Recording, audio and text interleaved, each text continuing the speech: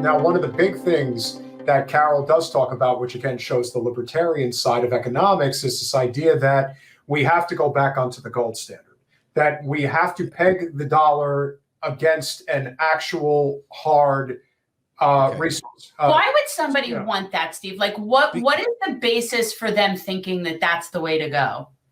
So because people are tactile, and they have a need for physicality, because abstraction is too hard for them to get, right? They fancy that by saying an arbitrary amount of gold is worth a arbitrary amount of paper and blah, blah, blah. And so I've talked about this before, but I'll use this example. The gold standard is, in essence, we have a pool of money, the supply of money, okay? And it's the pizza pie, all right? Now, if I go to like a fancy restaurant where they make these really nice pies, probably too small and overpriced, but they're probably going to be cut in 6 slices because 6 looks neater, right?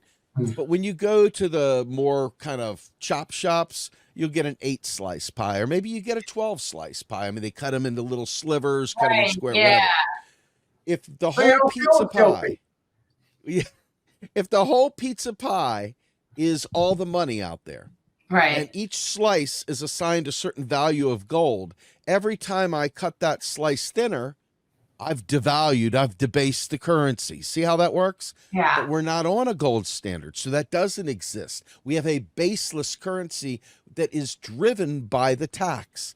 The tax, the ability to insert an obligation payable only, not in shitcoin, not in any other, libertarian fantasy, only in the nation's unit of account. That would be the way Japan does it. That would be the way China does it. That would be the way the UK does it. That would be the way Australia does it. And none of them have an Australian petro or a Japanese yen petro, a petro yen or anything else. So stop it with that crap. It's like, in the end, it's the ability to tax in your currency. And if you go back to the Civil War, another major, huge thing, we can also talk about Greece in this case, but the Civil War, the South had a fundamental issue with collecting a tax payable in the Confederate dollar. They were fundamentally against, they were those people, tax is theft, right? Yeah. And so what happened? The North didn't have that problem. The North said, well, we have the nation's unit of account, the U.S., we're going to tax in this, and that's that. And so the North was able to maintain its currency through the war. The South was unable to, and they experienced hyperinflation in the midst of war. And so this is one of those fundamental things. They could back it with cotton. They could back it with whatever. It doesn't matter, because what happens when you back something with a commodity? Somebody that has a lot of your commodity can fuck with your currency. So if the OPEC wants to play games with the value of that, as you've seen happen with Venezuela and others, they went ahead and dropped the bottom out of that thing, right? They just dropped it way down for a while, and it screwed South America up in the worst possible way, because those dummies tied their currency to the oil, okay? These are the things that people that don't really understand get all fapped up about, and we should do that. But you open yourself up to a whole different kind of abuse, a different abuser, okay? An external abuser, an external constraint. And once you do that, it's what the Bitcoin was made of. And you'll notice everybody can't win at Bitcoin, can they? No. Only certain people can win at Bitcoin, and they're the ones that hodl dump, and then everybody else loses. And then all of a sudden that one guy's in the back going, I'm hodl, right? Whatever. And ultimately it's a Ponzi scheme. You can't, because you got a finite amount. So everybody literally can't win, okay? But that's not the same way with a fiat currency. Literally, everybody could win. It's a fundamental mapping of how the world is. They cannot wrap their heads around this. They cannot wrap their heads around that it is not a freaking pie. It's not a pie. Steve, we have a good friend who is exceptionally adamant about Bitcoin, not about crypto, but about Bitcoin specifically, and feels that it is absolutely the future. Digital currency is the future. But we were having this conversation the other day where it just doesn't make sense from the standpoint of what is in any way practical. Now, if you were fortunate enough, as some of these guys clearly were, and they literally realized that all they did was hit the slot machine and roll 777s 1,000 times over when they just happened to buy Bitcoin or Ethereum at its, at its birth, if you will, back in 2009, post, I guess to some degree post the housing bubble, where this thing became a thing, and there were people who were able to pick up Bitcoin at what, like $50 a share, $100 a share. How is anybody going to get a Bitcoin today if the average Bitcoin is $40,000 a share? Like, it's not exactly. Oh, you got to buy bit dust. You got to buy dust, right? Is that like the farts of the people that can afford the Bitcoin? Yes, yes. Look, I'm telling you right now, you have to look at all the podcasts I've done. I have talked to Bitcoin folks that really know it inside and out. Brett Scott, you ever get a chance to get Brett Scott on your show?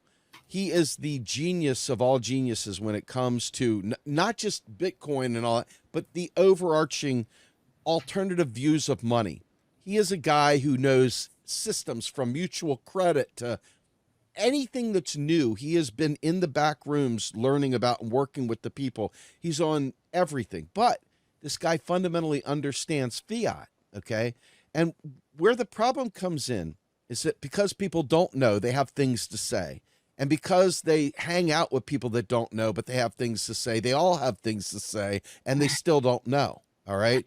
And so we have been inundated with this from the left. You saw this during Bernie and Jill and all the rest of them, with people just fapping gums. Oh, of course I'm willing to pay more to give people health care. Of course I'm willing to pay higher taxes because it's going to pay for it. Instead of just shutting that shit down. Yeah. I mean, it's so painful. It is. Because their heart is in the right place, but they're just not, the sparks ain't there, right? They don't have the synapses firing. And so they just going along. They're like that 8-bit robot walking face first in the wall. You know what, though? Now you're in my head, because whenever I hear anybody, even the most well-intended, well-meaning people that are on our team with our mission, Yep.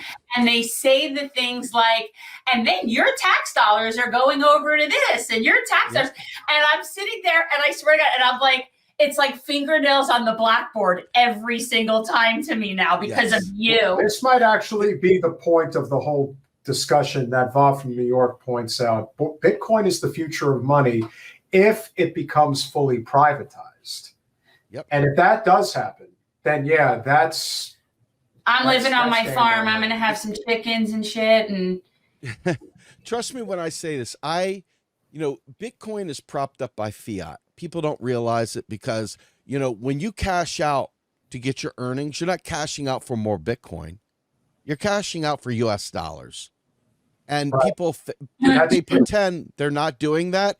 And every person that does that, once they skip that part of it, I lose. If there was this much respect I had for him, it's gone in that moment. Well, in that moment, it's gone.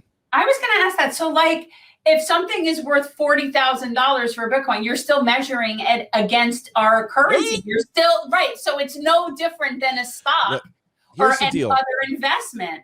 You have to pay your taxes. And believe me when I say this, right? It doesn't matter whether you have faith in the dollar or not. That's the best part. Right. You can hate the dollar.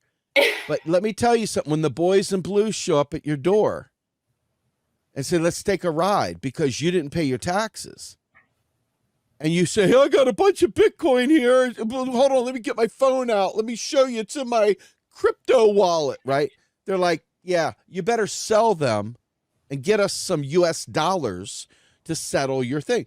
And because the point of the tax is not a funding operation, it's to ensure the monopoly power of the state currency. But people, I'm going to spend my tax dollars. No, your tax dollars are merely a way for the federal government to ensure, because if you don't use its currency, if it's it can't provision itself.